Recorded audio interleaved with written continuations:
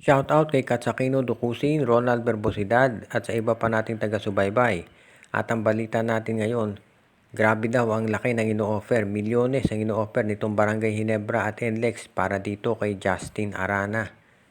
Pero sa ngayon nagmamatigas ang Converge at sinabi na hindi raw sila taga-bukid o hindi sila farm team.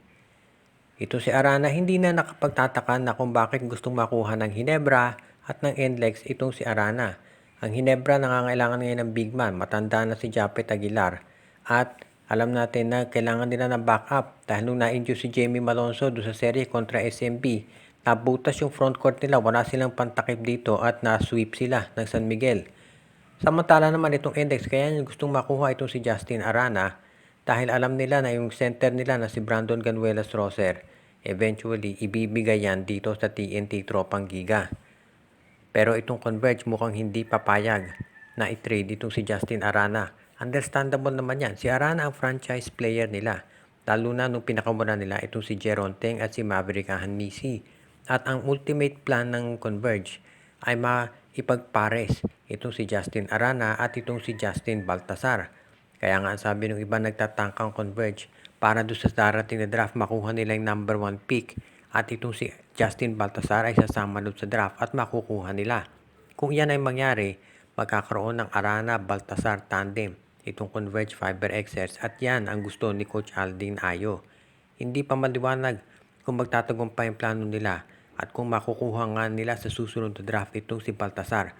Pero maliwanag dito, hindi nila ite-trade itong si Justin Arana dahil yan ang top player nila kahit pagano kalaki ang i-offer nitong NLEX at ng Barangay Ginebra. So abangan na lang natin kung saan kukuha ng center itong Ginebra at itong Index Road Warriors kung sakasakali. Napapag-usapan pa rin yung mga center. Itong TNT Tropang Giga ay tinitignan din yung posibilidad na baka makuha nila si Raymond Almasan mula sa Meralco Bolts. Alam natin na ang talagang gusto ng TNT ay itong si Brandon Ganuelas Roser. Pero hindi naman po pwede na si Roser lang ang kanilang center. Yung backup nila ito si Justin Chua at si Kelly Williams. Si Kelly Williams baka magretiro na yan sooner or later. At itong si Justin Chua naman ay palaging nai-injure at palaging nasa trading block yan. So malamang gusto makuha ng TNT kung posible itong si Raymond Almasan just in case itong si Roser ay manatili sa Index Road Warriors dahil mukhang gusto ni Coach Frankie din talaga ang center na ito. Kung sakasakali na makuha ng TNT pareho si Roser at si Almasan, magiging powerhouse talaga sila. Pero sa ngayon, mukhang ang mangyayari dito either si Almasan or itong si Roser. At kung itong si Roser ay mananatili muna dito sa index, ay baka nga itong si Almasan ang makuha nila. Itong si Raymond Almasan, kinakailangan ng 3-team trade yan dahil sister team sa Meralco at TNT. So kinakailangan pumasok ang Blackwater para ma-facilitate ito.